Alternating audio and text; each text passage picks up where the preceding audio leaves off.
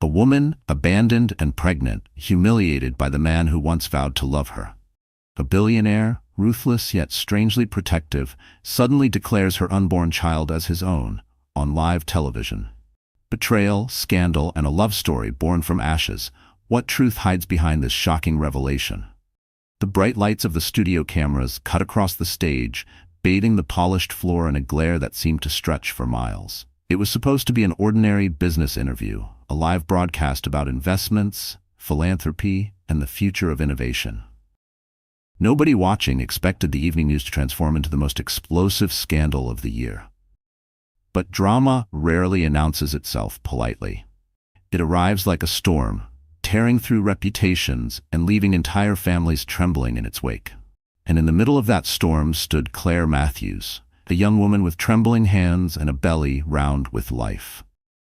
7 months pregnant, she should have been preparing a nursery, folding baby clothes and dreaming about lullabies. Instead, she was standing in the studio audience, her heart pounding so loud she thought the microphones might pick it up. She had not come for glory or for revenge. She had come for recognition, for dignity, for the truth that had been stolen from her by the one man she once trusted more than anyone, her ex-husband. Just a year ago, Claire believed she had everything. She believed love was enough. She believed marriage was forever. Daniel Carter, her husband at the time, was tall, confident, and charming enough to convince her that her future lay in his hands. She had given him her trust, her devotion, and finally her body, carrying the child they had long dreamed of. Yet when the first signs of her pregnancy showed, Daniel changed. He grew distant, sharp with his words, impatient with her needs. The warmth in his eyes vanished, replaced by an arrogance that chilled her. And then came the betrayal. It wasn't just that Daniel had taken up with another woman. It wasn't just that he paraded his mistress at social events where Claire used to stand proudly by his side. No, the real knife came when he looked Claire in the eye and told her, "That baby isn't mine. Don't expect me to raise another man's mistake." The words burned so deep she thought they might scar her soul. Claire had been faithful. She had loved Daniel with the kind of fierce loyalty that can only come from someone who has little else to hold on to. She was an orphan, raised without luxury, scraping by with part-time jobs to put herself through school. Daniel had promised her security, a home, a family. And yet, when she finally carried his child, he tossed her aside like trash, denying the baby's very existence. For weeks, Claire lived in quiet devastation. Her belly grew heavier, her steps slower, and her tears endless. Neighbors whispered, friends disappeared, and Daniel's mistress posted smiling photos of vacations and champagne on social media, mocking Claire's silence. She could have hidden forever. She could have accepted her exile. But fate had other plans. Because standing under the glare of those studio lights that night was someone else, a man who carried a very different kind of power. Alexander Graves. Billionaire, investor, philanthropist, and one of the most private men in America. Known for building an empire from scratch, he had the reputation of a ruthless negotiator in the boardroom and an enigmatic recluse outside of it. He rarely granted interviews, and when he did, he never strayed into personal matters. The world respected him, feared him, envied him. Nobody expected him to step off script. Nobody expected him to see Claire in the audience, to recognize her trembling form, and to pause mid-sentence as the cameras rolled. Claire didn't even know why she had come. Perhaps curiosity, perhaps desperation. The studio had given out free tickets for the live broadcast. She had almost thrown the invitation away. But something inside her whispered that she had to be there, that the truth she had been denied might finally find its way into the light. And when Alexander's piercing gray eyes swept across the crowd and locked onto hers, Claire felt something she hadn't felt in months: safety. The host rattled on about quarterly earnings, mergers, and charity initiatives, oblivious to the invisible thread stretching between Alexander and the pregnant woman in the third row. Claire lowered her gaze, embarrassed, but Alexander's attention did not waver. For a man used to moving markets with a word, this was different. His silence stretched, long enough that the host faltered, glancing nervously at him. Then Alexander leaned toward the microphone, his voice steady, deliberate, and carrying the weight of 1,000 boardrooms. "There is something I must say. he announced. The studio hushed instantly. Across the country, millions of viewers leaned closer to their screens, sensing the gravity of the moment. Claire's breath caught in her throat. She clutched her belly instinctively, as if shielding her unborn child from whatever storm was about to break. Alexander's gaze never left her. "That child," he said slowly, each word sharp as glass, "is my son." The studio erupted. Gasps, cries, shouts, chaos filled the air. The host stammered, struggling to regain control, but Alexander remained calm, his hand resting lightly on the table, his expression unshakable. And in that single moment, everything shifted. Claire's humiliation, Daniel's denial, the whispers of strangers, all of it was swallowed by a new truth that no one could have predicted. The richest man in the room had just claimed her child before the entire world. Claire's knees nearly buckled. She wanted to believe she had misheard. She wanted to believe it was a dream. But Alexander's eyes told her otherwise. They told her that the nightmare she had endured might finally be ending. The cameras zoomed in. The world waited for her reaction. Somewhere across town, Daniel Carter, smug with his mistress on his arm, surely watched the broadcast. He would hear those words. He would know that the baby he had denied was now being claimed by a man whose shadow stretched across the globe. Claire's lips trembled. Her hands shook. Every instinct screamed to run, to hide, to protect herself from yet another cruel twist of fate. But another voice, small but growing louder inside her, whispered that maybe, just maybe, her child's future had just been rewritten. What nobody knew, not yet, was why Alexander Graves had chosen this moment. What tied him to Claire? What secret lay buried beneath his declaration? The studio lights burned hotter. The audience buzzed with speculation. The host's face was pale with shock, and Claire Matthews, standing in the center of it all, felt the ground beneath her tilt, as though her entire life were being rewritten in real time. And then, as Alexander rose from his seat, the billionaire took a step toward her, his voice echoing across the stunned silence. "Claire, come here." When the billionaire's words echoed across the live studio, millions of people suddenly wanted to know who the trembling pregnant woman in the third row was. Headlines were already forming in the minds of journalists, viewers were texting friends in disbelief, and the producers in the control room were panicking about whether this was history being made or a scandal about to ruin careers. But for Claire Matthews, the noise around her blurred into nothing. All she could hear was the pounding of her heart and the relentless questions spinning in her mind. Why him? Why now? To understand Claire's shock, you have to understand who she is and the quiet, ordinary life she fought so hard to build. Claire was born 28 years ago in a small town outside of Pittsburgh. She grew up in a foster care system that rarely offered stability. Her earliest memories were of temporary homes, crowded bedrooms with squeaky bunk beds, and strangers telling her not to get too attached because nothing lasts forever. By the time she was 16, Claire had lived in 8 different houses. She never knew the warmth of parents who tucked her in, or the security of a family photo album filled with memories. What she did know was survival. How to smile politely, how to pack her belongings into a trash bag within 10 minutes, and how to make herself small enough to avoid becoming a burden.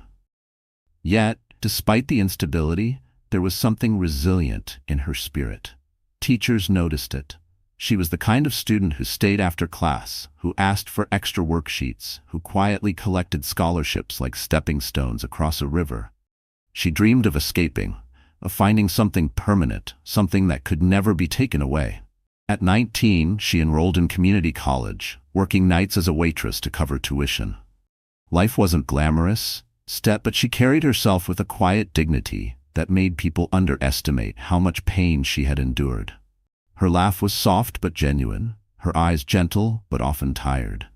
She wasn't a woman anyone expected to set the world on fire, and maybe that was the point. Claire never wanted fame or power. She only wanted love. And then at 23, she met Daniel Carter. Daniel wasn't rich, not yet, but he had the slick confidence of a man who believed success was inevitable. He worked in sales at a real estate firm, and his smile was polished enough to sell a house in the rain. To Claire, who had never been adored, his attention felt intoxicating. He bought her flowers, held her hand in public, and whispered promises about forever. He told her he wanted stability too, that he wanted to build a family, a home, a life together. For a woman who had grown up tossed between strangers, those words were like sunlight after years of gray. Their romance was quick, a whirlwind. Within a year, they were married in a modest ceremony at a courthouse. Claire wore a simple white dress she found on sale, and Daniel promised that one day, when they were richer, he'd give her the grand wedding she deserved. She didn't mind. She was already happier than she'd ever been. For a while, their life seemed normal. They rented a small apartment, ate dinner on the couch, and laughed over old sitcoms. Claire found a job as an assistant at a local art gallery, while Daniel climbed the ladder at his firm. She supported his long nights, encouraged his ambition, and believed in him when he doubted himself. When she discovered she was pregnant, she thought it would be the final piece of their dream. She imagined Daniel's joy, the nursery they would paint together, the family dinners she had never known as a child. But dreams rarely match reality. At first, Daniel pretended to be excited. He told coworkers he was going to be a father, posted a blurry ultrasound photo online, and kissed Claire's belly with a practiced smile. But behind closed doors, cracks began to form. He started complaining about money, about how Claire's modest salary wasn't enough, about how the baby would ruin their freedom. When morning sickness left her weak, he snapped that she was being dramatic. When she bought prenatal vitamins, he accused her of wasting money. The words escalated, the warmth faded, and then came the betrayal that shattered her. One night, Daniel returned home smelling of perfume that wasn't hers. When she asked where he had been, his eyes hardened. He didn't deny it. Instead, he looked at her swollen belly and sneered, "Don't pin that on me. That baby isn't mine." The words felt like a physical blow. Claire collapsed into sobs, begging him to believe her, to remember their vows, their love. But Daniel had already decided she was disposable. Within weeks, he had moved out, flaunting his new girlfriend, a younger woman from his office who adored expensive champagne and designer dresses. Claire was left alone in the apartment, pregnant, broke, and drowning in humiliation. Still, she didn't give up. She found strength she didn't know she had. She continued working, carried her pregnancy with as much dignity as she could, and whispered to her unborn child that they would be okay, that they would survive together. She didn't need Daniel. But what she did need, what she longed for, was acknowledgement that her child was real, worthy, and not the shameful lie her ex-husband painted it to be. Which is why the studio moment with Alexander Graves hit her like a thunderclap. Claire had never met Alexander. She only knew of him the way everyone did, through headlines about billion-dollar deals, charity foundations, and whispers of ruthless negotiations. He was a man so distant from her world that he might as well have lived on another planet. And yet he had looked at her belly, and claimed her child as his own. It didn't make sense. It terrified her. And yet, deep inside, it also sparked something she hadn't felt in months. Hope. Because if Daniel had stripped her of dignity, Alexander had just restored it in front of millions. The world, however, wasn't kind. Cameras zoomed in on her face, her trembling hands. Viewers were already speculating online. Who is she? Is the billionaire serious? Is she a gold digger? Claire knew her name would be everywhere by morning, twisted into headlines she couldn't control. She wanted to disappear, but she also knew she couldn't hide anymore. The baby inside her shifted, a gentle reminder that she wasn't alone. Whatever storm was coming, she had to face it, for both of them.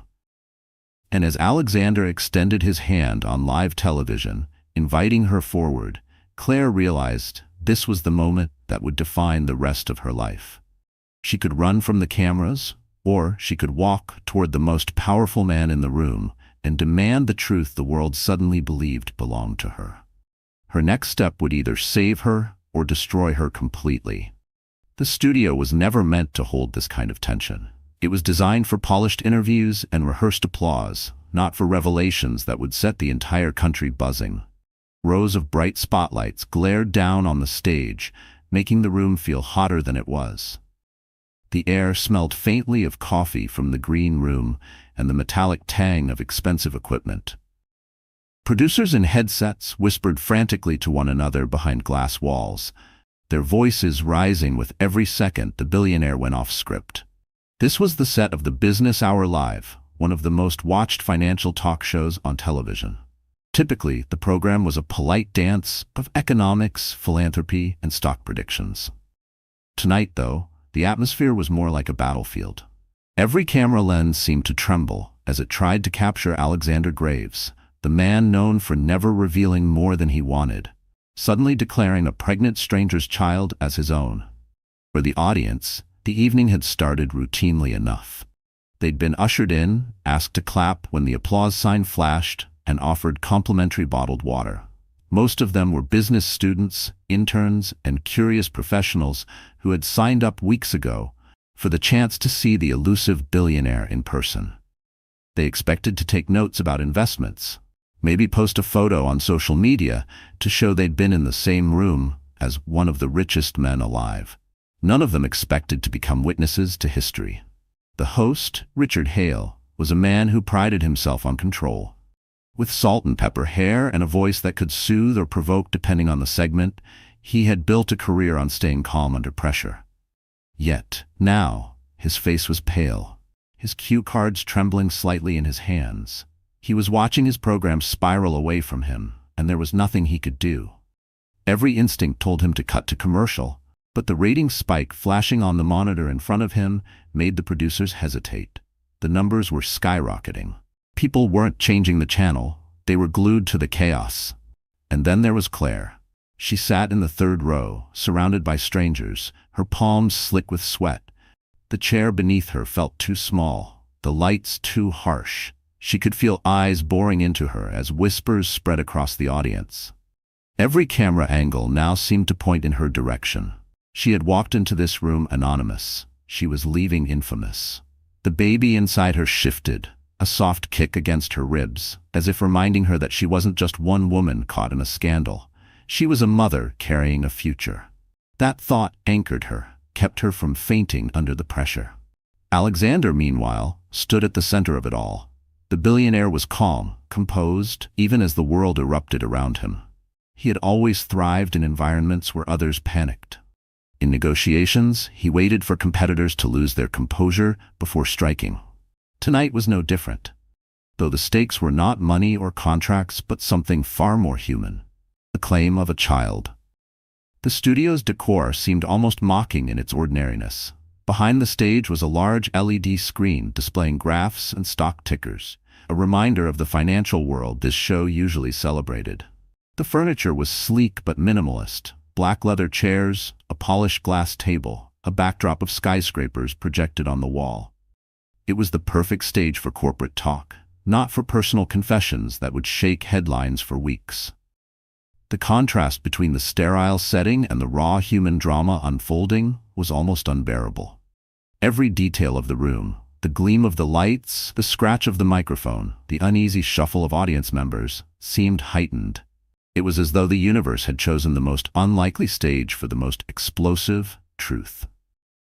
Outside, beyond the studio walls, New York City pulsed with its usual rhythm. Yellow taxis honked, street vendors sold pretzels, and pedestrians hurried home with no idea that a storm was brewing inside a television studio. In high-rise apartments, viewers who had casually tuned in during dinner dropped their forks, stunned. In bars, screens meant for sports were suddenly locked on the broadcast. Phones buzzed endlessly as social media exploded with clips of Alexander's words. And somewhere in an upscale penthouse, Daniel Carter, the man who had denied his pregnant ex-wife, was watching too. Wineglass in hand, mistress draped over his shoulder, he froze as his smug certainty cracked. The baby he had refused was being claimed by a man more powerful, more respected, more untouchable than he could ever hope to be. His world, built on arrogance and denial, was about to collapse. Back in the studio, chaos brewed behind the scenes. A young production assistant whispered urgently to the director, "Do we cut the feed? This wasn't in the script." The director, pale and sweating, shook his head. "No, we keep rolling. This is history. Don't you get it? This is bigger than anything we could have planned." The host cleared his throat, trying to regain composure. "Mr. Graves," he began, his voice unsteady, "are you saying publicly that this woman's child is yours?" His words echoed through the speakers, leaving the entire room suspended in silence. Alexander's gaze didn't waver. His voice was steady, deep, commanding. "Yes," he said simply. "That child is my son." Gasps rippled through the audience again. Claire felt her stomach twist. She wanted to scream, to demand answers, to know why a man she had never met was claiming her baby. Yet at the same time, she couldn't deny the strange wave of relief coursing through her. For the first time since Daniel's betrayal, someone powerful was standing beside her, not against her. The setting itself seemed to hold its breath. The lights hummed, the cameras whirred. The host's cue cards slipped slightly in his hands. Every person in the room sensed they were witnessing the beginning of something far larger than themselves. Claire's knees trembled as Alexander extended his hand toward her. His voice carried across the stage, calm but commanding. "Claire," he said, "come join me." The audience turned as one to look at her. The whispers grew louder. She could feel judgment in every glance, some curious, some sympathetic, some cruel. Rising from her chair felt like walking into fire, but she knew she couldn't stay seated. This was her moment, whether she wanted it or not. Slowly she stood, her belly leading the way, her heart pounding so loudly she feared it would drown out the world. The cameras swiveled, capturing every step she took down the aisle toward the stage. She felt naked under the lights, but also strangely strong. Every move forward was a refusal to let Daniel's denial define her any longer. And as she reached the stage, standing beside Alexander Graves with the entire nation watching, she realized her life had just crossed a line she could never step back over. Because the next words Alexander spoke would reveal why a billionaire had just claimed the child of a stranger as his own. While the cameras inside the studio captured every second of Alexander Graves's shocking declaration, across town, in a penthouse lined with glass and steel, another man sat frozen. Daniel Carter. The name had once rolled off Claire's tongue with tenderness, spoken with the kind of trust only a woman in love could give. Now, to the world, and soon even to himself, it would become synonymous with cowardice, betrayal, and regret. Daniel had been watching the live broadcast casually, half interested, while sipping from a glass of Bordeaux his mistress had chosen for the evening. She sat curled against him on the Italian leather sofa, scrolling through her phone, giggling at comments from admirers who praised her latest photo. They were supposed to be celebrating Daniel's upcoming promotion at his firm, his growing reputation in the city's real estate scene. He loved nights like these, when he could bask in admiration, when he could pretend the world bent to his ambition. But then he heard it. Alexander Graves's voice, calm, unshakable. "That child is my son." The wine glass slipped in Daniel's hand, red liquid spilling onto the pristine white rug. His mistress gasped, more at the stain than at the words. Daniel's pulse hammered, his jaw clenched so tightly it ached. He knew that child. He knew the woman in that studio, and he knew, beyond a shred of doubt, that Alexander's claim had just detonated a bomb in the middle of his life. Because Daniel Carter's greatest flaw wasn't just arrogance, it was underestimating people. He had underestimated Claire when he mocked her for not earning enough. He had underestimated her strength when he threw her out, certain she'd come crawling back. And now, he had underestimated fate itself. Because the woman he discarded was standing under the spotlight of national television while a billionaire claimed her child. To understand Daniel's venom, one has to peel back the layers of his ambition. He hadn't grown up poor. His parents owned a modest home in the suburbs. His father worked as an accountant, his mother a schoolteacher. They lived comfortably, though not extravagantly. But for Daniel, comfort was never enough. From the time he was a teenager, he was obsessed with appearances. He ironed his shirts twice before school, made sure his sneakers were spotless, and practiced his smile in the mirror until it gleamed like a salesman's promise. In college, he studied business, not because he loved numbers, but because he loved power. He was the type to charm professors with compliments, to join clubs not for passion but for networking. He talked endlessly about becoming someone important, about escaping the mediocrity he saw in his parents' modest lives. He wanted wealth, recognition, respect, the trappings of success that could silence the voice inside him whispering that he was ordinary. Meeting Claire had been convenient. At the time, she was gentle, unassuming, and deeply in love. She adored him in a way that stroked his ego. He told himself he was doing her a favor by marrying her, that she was lucky to have a man with his drive. He loved the way she looked at him as if he were a star she could reach for. But when the glow of new love faded, Daniel's true nature emerged. He grew restless. He wanted more money, more status, more admiration. Claire's quiet sacrifices didn't impress him. Her second-hand clothes embarrassed him. Her refusal to nag him about late nights made him feel entitled to even later ones. And when she became pregnant, instead of gratitude, he felt suffocated. The thought of diapers, doctor bills, and responsibility clashed with the glamorous life he envisioned. So he made the cruelest choice a man could make. He denied the baby. He looked his pregnant wife in the eye and said, "That child isn't mine." Not because he believed it, but because it was easier to bury her under lies than to face his own selfishness. In the weeks that followed, Daniel relished the freedom of his betrayal. He flaunted his mistress, paraded through expensive restaurants, bought suits that cost more than Claire's monthly salary. He convinced himself he had upgraded, that the world admired him more without the burden of a wife and unborn child. He told anyone who asked that Claire was unstable, that she had tried to trap him, that he was the real victim. And for a while people believed him, but arrogance is a fragile crown. Tonight, it toppled. On live television, in front of millions, Alexander Graves had undone the narrative Daniel built. The mistress gasped again, scrolling furiously through her phone. "Babe, they're all talking about her. Claire, your ex, she's trending, and oh my God, Alexander Graves? He said the baby is his?" Her voice dripped with disbelief, tinged with mockery. Daniel's hands shook as he grabbed the remote, turning the volume higher. There was Claire, timid but radiant, standing beside a man Daniel had once tried and failed to impress at a corporate event. Alexander Graves, a billionaire who could crush him with a single phone call, was now linked to the very woman Daniel had thrown away. It felt like humiliation poured over him in front of the entire world. He imagined the boardroom whispers, the mocking glances from colleagues, the disapproving stares from investors. He could already hear the phone calls he'd get tomorrow. "Daniel, isn't that your ex-wife? The one you said was crazy? Why is Alexander Graves calling her child his?" For Daniel, reputation was everything, and now it was slipping like sand through his fingers. His mistress tried to comfort him, draping herself over his arm, but Daniel shoved her away. He stormed toward the window, staring out at the glittering city skyline, his reflection fractured against the glass.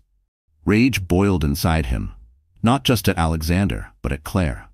How dare she rise from the ashes he had buried her in? How dare she stand on a stage that should have been his? Daniel's arrogance twisted into obsession. He couldn't allow this narrative to stand. If the world began to believe Alexander, if Claire's name became linked with power and dignity instead of shame, Daniel's own downfall would be sealed. He told himself he had to act. He had to reclaim control, no matter the cost. Because Daniel Carter wasn't just an ex-husband in denial anymore. He was a man cornered by his own lies, a man whose mask was slipping. And cornered men are dangerous. In that penthouse, as the city lights flickered below, Daniel clenched his fists and muttered a vow. "She'll regret this. Both of them will." What he didn't know was that his attempt at revenge would only push Claire closer to the one man powerful enough to protect her, and expose Daniel for what he truly was. By the time Claire reached the stage, the studio had transformed from a quiet business set into a storm of flashing lights, murmurs, and frantic whispers. The cameras, usually steady and predictable, now darted like hunting birds, capturing every flicker of expression on her face, every tremor in her hands. To the world watching at home, she was no longer anonymous. She was the woman at the center of the scandal now unfolding live. The host, Richard Hale, tried to steady the chaos. "Mr. Graves," he stammered, his voice struggling against the buzz of the crowd, "you've just made a claim that, well, it has stunned the nation. Are you saying, without hesitation, that this unborn child belongs to you?" Alexander Graves didn't hesitate. His voice cut through the noise with the kind of authority that could silence a boardroom. "Yes, he is my son, and I will protect him and his mother with everything I have." Gasps again. The audience could hardly process it. Viewers at home clutched their chests, texting friends with disbelief. "Are you seeing this?" Twitter hashtags ignited like wildfire. Billionaire baby, Claire Matthews, studio scandal. Within minutes, the clip was spreading across every social media platform, the moment etched permanently into internet history. Claire's knees wobbled. Protect him? Protect her? Why was this powerful man standing beside her? She wanted to ask 100 questions, but the host pressed on, smelling both danger and opportunity. Mr. Graves, with all due respect, this is highly irregular. This young woman, she isn't your wife. In fact, according to public records, she is the ex-wife of Daniel Carter. Are you suggesting? The audience erupted into whispers. Claire's name now had context. Daniel Carter's betrayal was already gossip in certain circles, but now it was national news, and the humiliation she had tried so hard to hide was being dragged under the world's harshest spotlight. Claire felt exposed, vulnerable. She clutched her belly protectively, eyes darting to the exit. Every instinct told her to flee. But Alexander's hand rested lightly on her shoulder, steadying her. The weight of his presence was enough to keep her rooted. The host, sensing blood in the water, pushed harder. Miss Matthews, would you like to respond? Is what Mr. Graves is saying true? Is this child his? Her throat tightened. She couldn't speak. Her lips parted, but the words stuck, tangled with fear and confusion. She shook her head slightly, tears threatening to spill. And then it happened. The moment that turned scandal into spectacle. A voice shouted from the audience, sharp and accusing, "She's lying! She's a gold digger!" Claire froze. The words cut her like a knife. Heads turned toward the source, a young man with a phone in his hand, recording every second. Others murmured agreement, emboldened by the accusation. In seconds, the room that had been shocked into silence began to fracture into judgment. Of course she wants his money. She trapped him. Why else would a billionaire claim her baby? Claire's vision blurred. Her face burned with shame. It was happening again. The same cruelty Daniel had shown her, now multiplied by hundreds of voices and broadcast across millions of screens. She wanted to scream that she had never asked for this, that she didn't even know why Alexander was doing this. But her body betrayed her, paralyzed by fear. Alexander, however, did not falter. His eyes narrowed, his jaw tightened. He turned toward the audience, his voice calm but edged with steel. Enough. The single word carried such weight that the room stilled instantly. Even the accuser lowered his phone.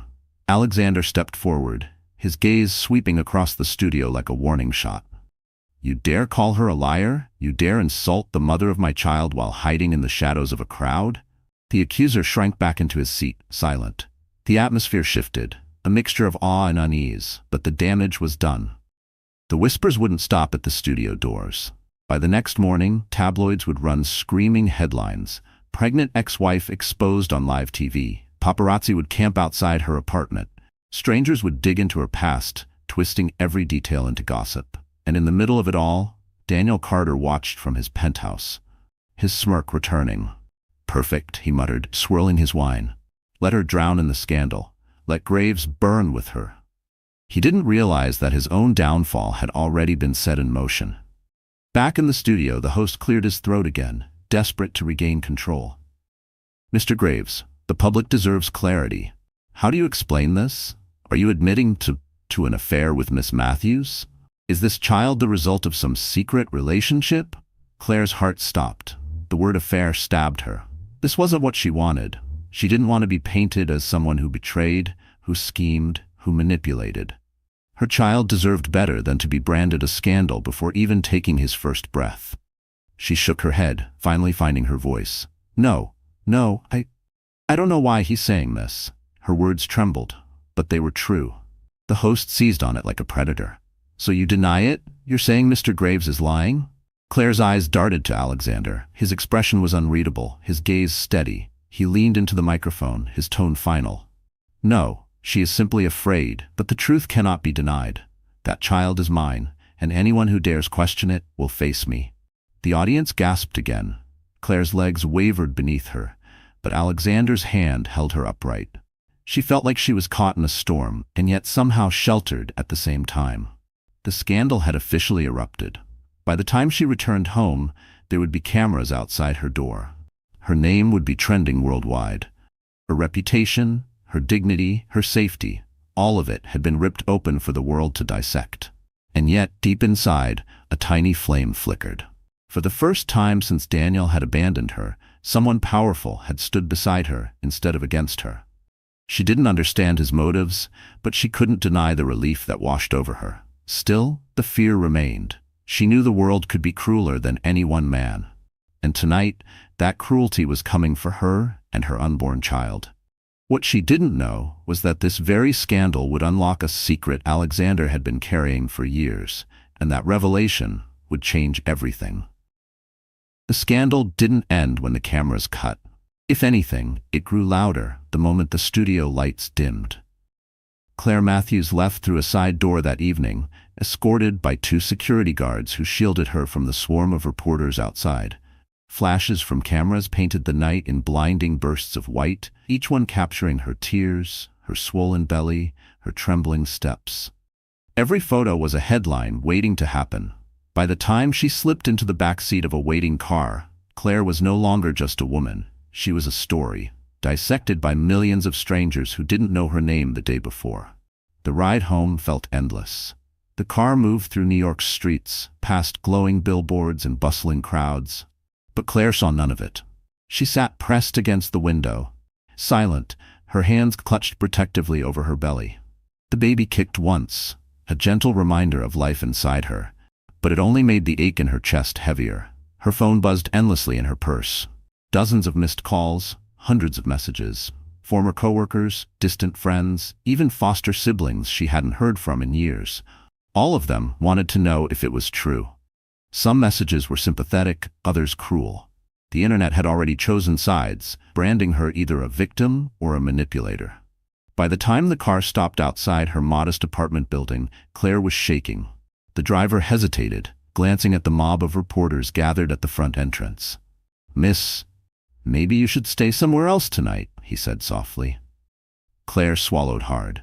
"This is my home." Her voice cracked on the last word. But when she stepped out, the crowd surged forward like a wave. Questions hurled at her from every direction. Is the billionaire really the father? Are you after his money? What does Daniel Carter have to say about this? She stumbled toward the door, blinded by lights, deafened by shouts. Her keys slipped from her shaking hands, clattering onto the sidewalk. For a moment she thought she might collapse right there. Finally, a neighbor pushed through the crowd, helping her inside. The door slammed shut, muting the chaos outside, but not the storm inside her chest. Once upstairs, Claire sank onto her couch, sobbing into her hands. The apartment felt smaller than ever, suffocating in its silence. Every corner reminded her of Daniel, of nights spent waiting for him to come home, of the arguments that left her in tears, of the moment he denied their child. She wanted to erase it all, but the walls seemed to mock her with memories. She curled into herself, rocking gently as if to comfort both her and the baby. "I'm sorry," she whispered through tears. "I'm so sorry." Sleep didn't come that night. Every time she closed her eyes, she saw the audience's accusing faces, heard the word gold digger echoing in her ears.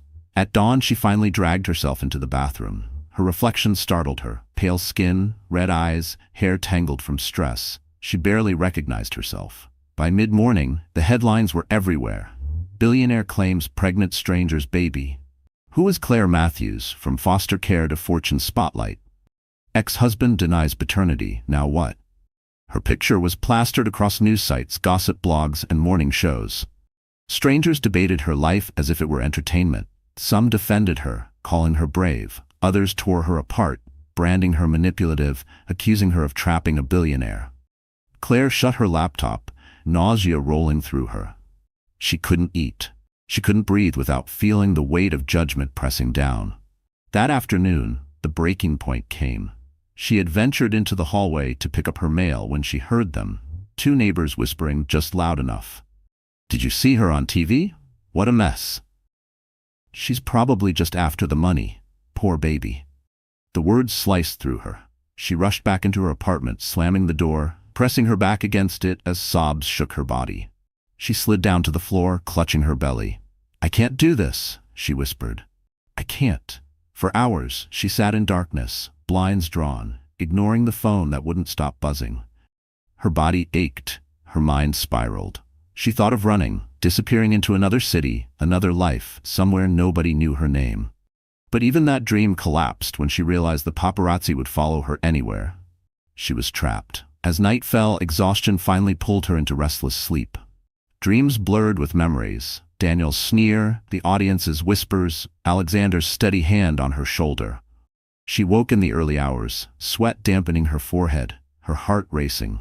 For a moment she thought she was still on stage, the cameras flashing. But she wasn't. She was alone. And loneliness, more than anything, was what broke her. She curled into the corner of her couch, whispering to the baby inside her. "I don't know how to protect you. I don't know what to do. I'm scared." Her tears wet the fabric, soaking into the cushions. Hours passed. She barely noticed when the sun rose again, painting her walls gold. She felt like a ghost in her own life. Every knock at the door made her flinch. Every ring of her phone made her stomach twist. By the third day, she hadn't eaten more than a few crackers. Her body felt weak, her spirit weaker. She stared at her reflection in the mirror and whispered the truth she was afraid to admit. Maybe Daniel was right. Maybe I'm not strong enough for this. The thought terrified her more than anything. But despair has a way of convincing even the strongest hearts. And just when she thought she couldn't sink any lower, when she believed the world had completely abandoned her, a knock came at the door. Firm, steady. Not the frantic banging of reporters, but something different. She froze, holding her breath. Then a voice, deep and familiar, called through the door.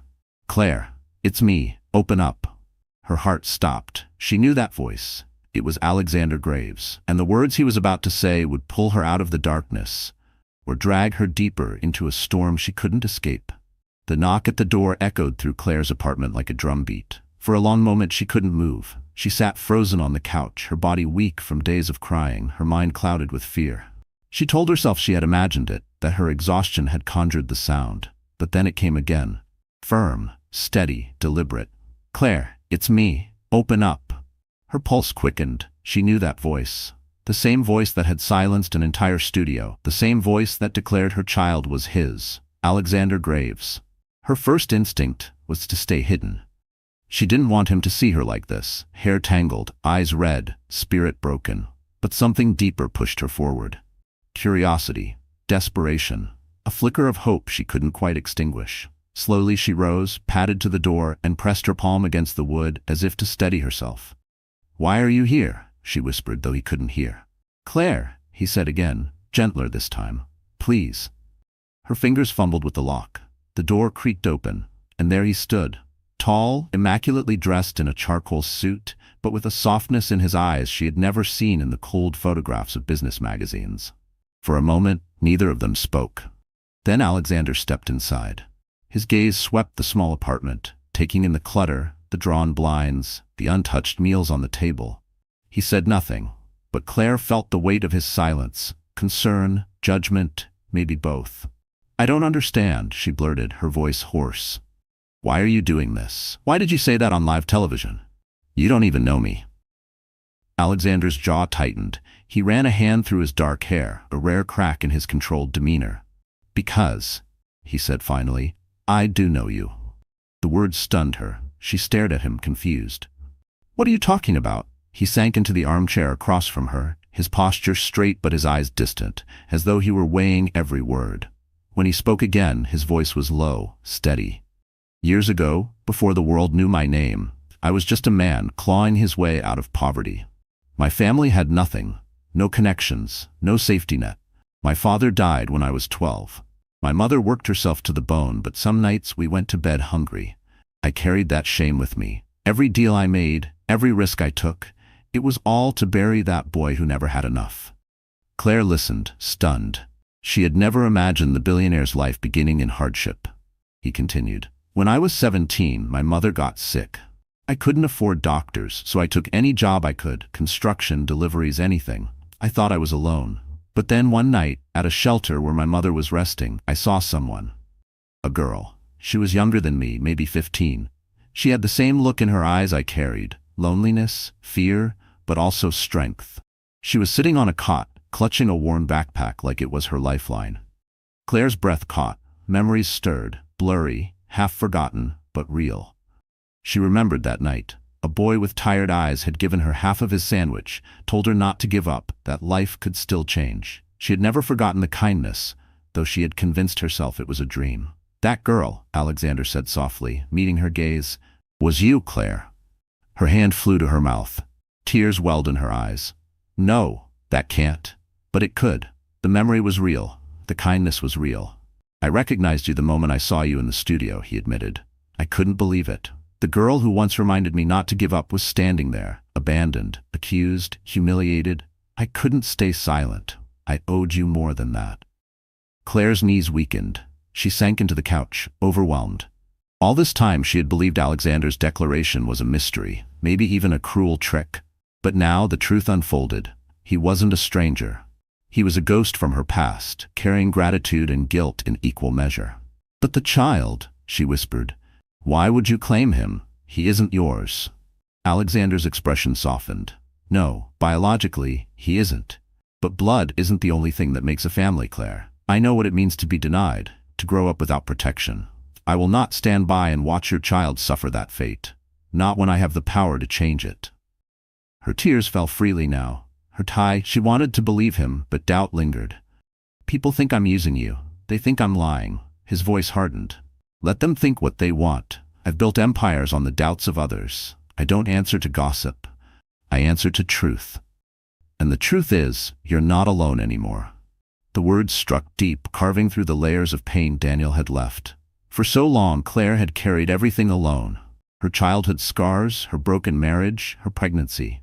Now, someone stood beside her.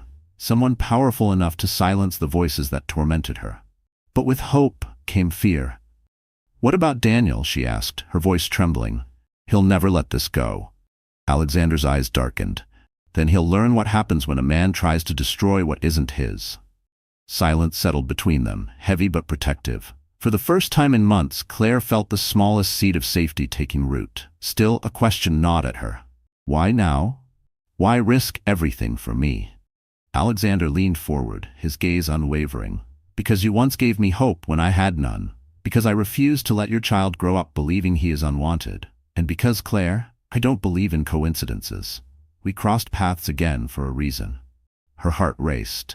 She wanted to believe in fate, in second chances, in miracles. But the scars of betrayal whispered caution. And yet, as she met Alexander's steady gaze, she realized something had shifted. She wasn't just a woman drowning in scandal anymore. She was part of a story bigger than herself, one tied to a billionaire's past, one that could rewrite her future. But she also knew that secrets, once revealed, come with consequences. And Alexander's past was about to collide with Daniel's rage in a way none of them could escape. For days after Alexander's revelation, Claire wrestled with disbelief. She replayed his words again and again, trying to grasp their meaning. He remembered her. He had seen her at her lowest point all those years ago, and now, when she thought she was broken beyond repair, he was standing beside her. But gratitude alone couldn't erase the fear. Every morning, when she opened her blinds, reporters still lingered outside. Strangers online debated her worth like she was a headline, not a human being. And somewhere across the city, Daniel was plotting his revenge. She wanted to crawl back into hiding, but Alexander wouldn't let her. One evening he arrived again, this time with purpose written in every step. He didn't come empty-handed. A sleek black car waited outside, and when Claire hesitated at the door, he said firmly, "Come with me. It's time." "Time for what?" she whispered, wary. "Time for the world to see who you really are," he replied. The drive took them through Manhattan's glittering streets until they stopped in front of a private building with glass walls that gleamed like a jewel. Inside, Claire found herself in a high-end studio. Stylists, designers, makeup artists waiting like soldiers ready for battle. She froze at the entrance, her instinct to retreat. "I can't. This isn't me." Alexander turned, his voice soft but unyielding. "It's not about becoming someone else, Claire. Claire, it's about showing the world the strength you've hidden. They want to see a victim. I want them to see a woman who refuses to be broken." Her throat tightened. She looked at him, at the certainty in his eyes, and something in her shifted. She nodded.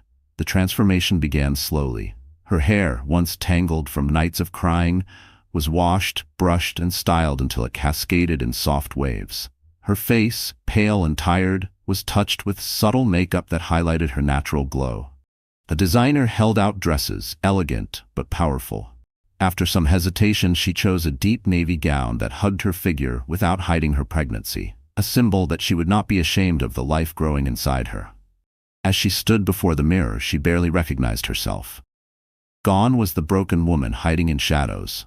In her place stood someone poised, dignified, radiant. Her hands trembled, but her reflection whispered a truth she had forgotten. She was still strong. Alexander entered quietly, watching her. His gaze softened, pride flickering across his face. "There you are," he said simply. Her lips parted.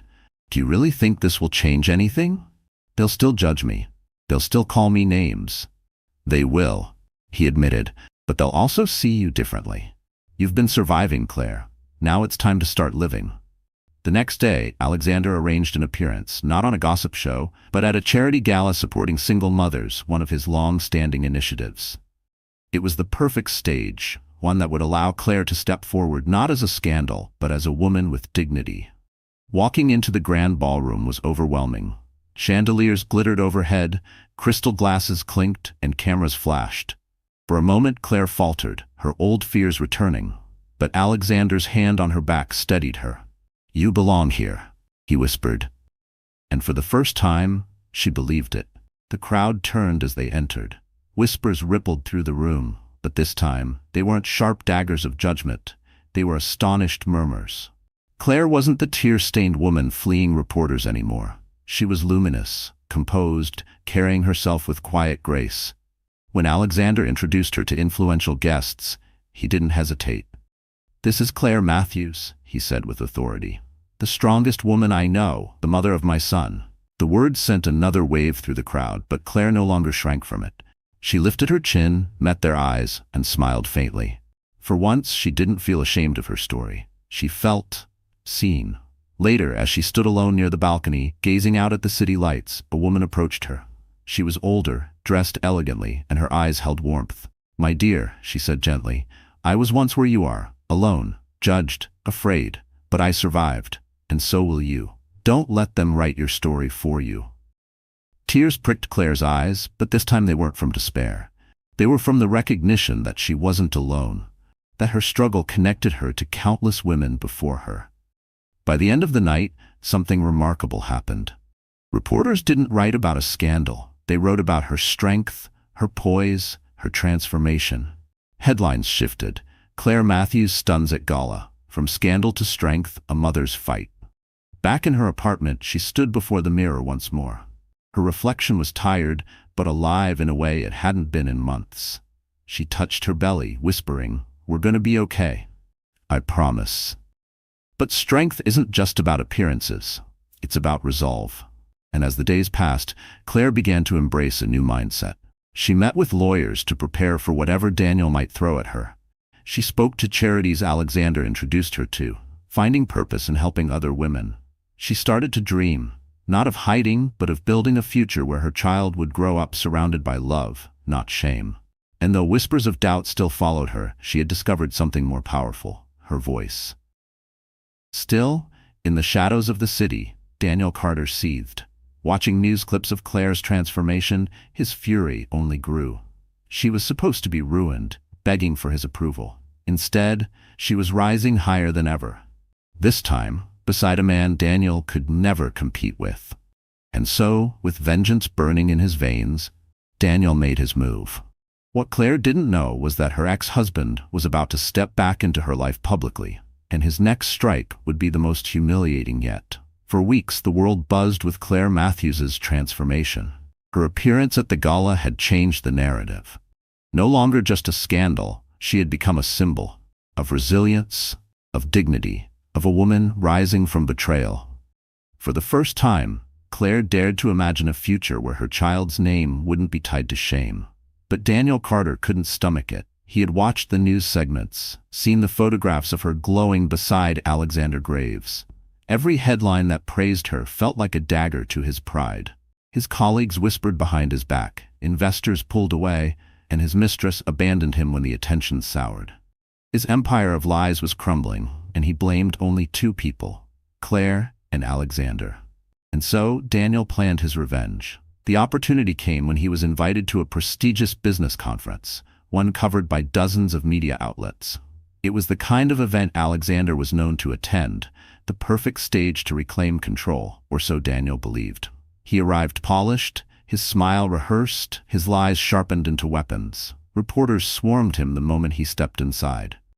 "Mr. Carter, do you have a comment on your ex-wife's sudden rise?" Daniel smirked. "Only that the truth has yet to be revealed. You'll all see soon enough." That evening, under the glittering chandeliers of the conference hall, Daniel waited until the cameras were rolling, until he had the world's attention. Then, with a microphone in hand, he struck. "My ex-wife," he announced, his tone dripping with mockery, "has been parading around as if she were some saint. But the truth is, she's nothing more than a liar. She tried to trap me with a child that isn't mine, and now she's tricked Alexander Graves into claiming it. She doesn't deserve your sympathy, she deserves your pity." Gasps echoed through the room. Reporters scribbled furiously. Daniel smiled, savoring the moment. He thought he had won. But he hadn't counted on Claire being there. Across the room, escorted by Alexander himself, Claire appeared. Her navy gown shimmered under the lights, her posture tall, her gaze unwavering. The crowd turned, whispers erupting. She walked forward, each step steady, until she stood only feet from her ex-husband. Daniel's smirk faltered. "Claire?" he sneered, trying to recover. "Here to beg for attention?" She didn't flinch. Her voice rang clear, strong. "No, I'm here to tell the truth." The room stilled. Cameras zoomed in. Claire's hands trembled slightly, but she steadied herself with a deep breath. "You denied our child," she said, her voice rising with emotion. "You looked me in the eye and told me he wasn't yours. Not because you believed it, but because you didn't want responsibility. You threw me out when I needed you most. And when the world turned its back on me, you laughed." Daniel shifted uncomfortably, but she pressed on. "You wanted to humiliate me again tonight. But this time I won't stay silent. I won't let you paint me as a liar while you hide behind arrogance. I carried this child alone. I endured the whispers, the shame, the fear. But I survived. And now the world knows the truth, not because I begged for it, but because the truth cannot be silenced." The audience erupted into murmurs of support. Some clapped quietly, others nodded with sympathy. Daniel's face flushed. "She's manipulating you all," he snapped. "She's always been weak, always looking for someone to save her." Before Claire could respond, Alexander stepped forward, his voice calm but commanding. "You call her weak? Look at her. She stood here, facing the man who betrayed her, and spoke her truth. That is strength. Strength you'll never know, Daniel." Daniel's fury boiled over. "This isn't over," he spat. But Claire wasn't done. She reached into her purse and pulled out an envelope. "You're right," she said evenly. "It isn't over, because I have proof." Gasps swept the room again. Daniel's eyes widened. "What are you talking about?" Claire handed the envelope to the moderator. Inside were documents, records of Daniel's financial fraud, evidence she had gathered quietly with the help of Alexander's resources. The moderator read aloud, shock spreading across the crowd. This shows embezzlement, misuse of company funds, illegal transfers." Reporters leapt to their feet, shouting questions. Daniel's face drained of color. "Lies," he shouted, but the evidence was undeniable. Security guards began to close in, whispers of arrest filling the air. Claire's heart pounded, but she held her ground. "You wanted to destroy me, Daniel, but tonight you destroyed yourself." The crowd erupted, flashes of cameras, applause, shouts. Daniel struggled as guards escorted him out, his empire crumbling in front of the world. Claire stood tall, her hands resting gently on her belly. For the first time, she didn't feel like prey. She felt like a survivor, a fighter. The woman who once cowered in the shadows had faced her past head-on and won. Alexander placed a hand on her shoulder, his voice low. "You did it." Claire turned to him, tears glistening but her smile steady. "No," she whispered. "We did." The conference hall roared with noise, but inside her chest there was peace. The past no longer defined her. The scandal no longer owned her. She had taken back her story. And yet, as the cameras broadcast her triumph across the world, one question lingered in everyone's mind. What would come next for Claire Matthews, the woman who rose from betrayal to victory? The night of Daniel's public downfall spread across the nation like wildfire.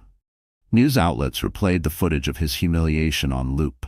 The image of Claire, standing tall with unwavering strength while he was dragged out in disgrace, became an instant symbol of justice. People who once doubted her began to speak her name with respect. Strangers reached out online to call her brave, mothers shared her story as inspiration, and young women whispered to themselves, "If she can rise, so can I." But for Claire, the victory wasn't about fame. It was about freedom. For the first time in months, she walked through the streets without lowering her gaze. Reporters still lingered, but their questions had changed. They no longer accused her of lies. Instead, they asked about her future. "What's next for you, Claire?" one called out as she entered her building. She smiled softly, her hand resting on her belly. "Raising my son, that's what's next." Behind closed doors, the reality sank in. She was free of Daniel's shadow, but her journey was only beginning. Motherhood loomed ahead, a daunting path filled with sleepless nights, sacrifices, and fears. Yet she didn't feel alone anymore. Alexander's presence was constant, not overwhelming but steady, like a lighthouse guiding her through stormy seas. Weeks later, as spring unfurled across the city, Claire went into labor. It was late at night when the contractions began, sharp and unrelenting. Panic threatened to consume her, but Alexander was there, rushing her to the hospital, his usually calm demeanor cracking with worry. Hours passed in a blur of pain and determination. And then, as dawn painted the sky pink and gold, her cries gave way to a different sound, the first cry of her son. The nurse placed the tiny bundle in her arms, and Claire's world shifted forever. She stared down at the infant, his tiny fists clenched, his chest rising with fragile breaths. Tears streamed down her face. "Hello, my love," she whispered. "I'm your mom, and I promise, you'll never be unwanted."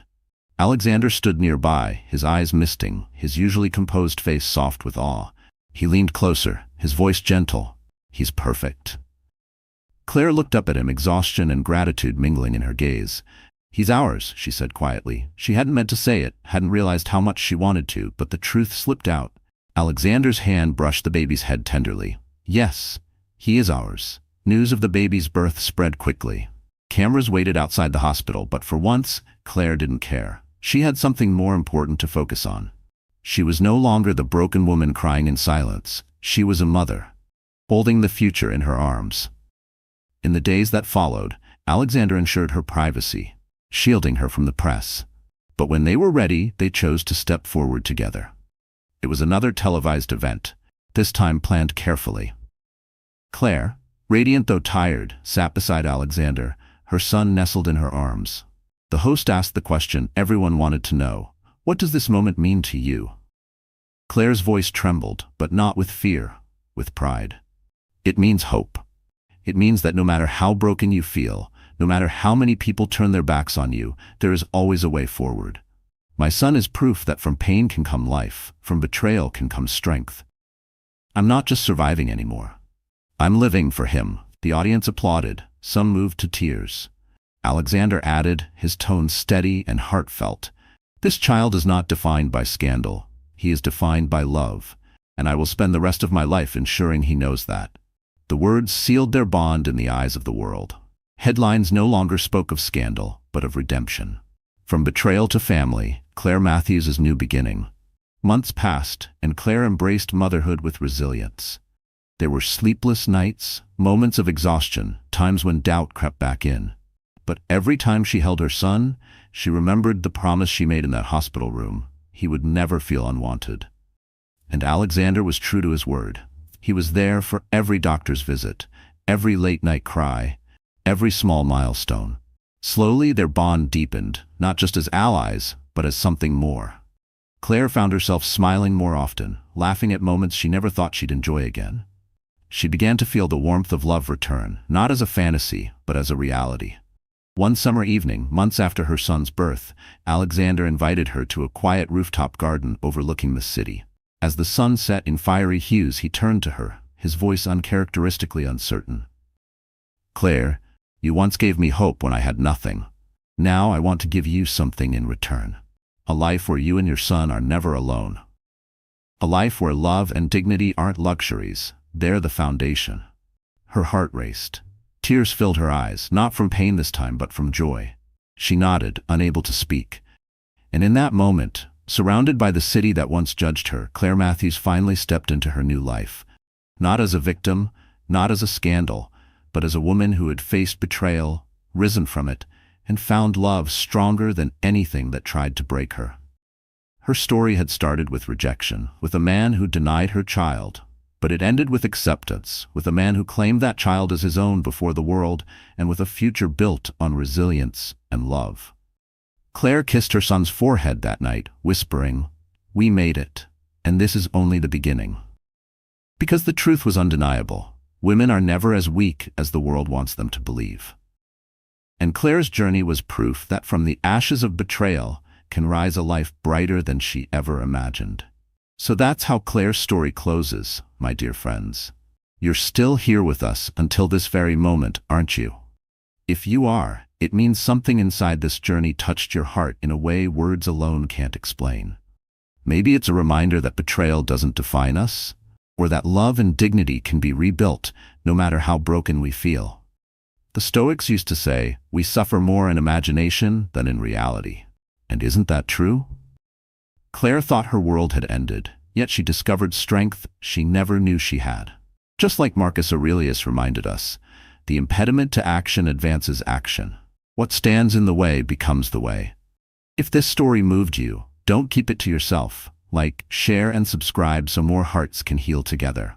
Because maybe today, someone out there needs this reminder too.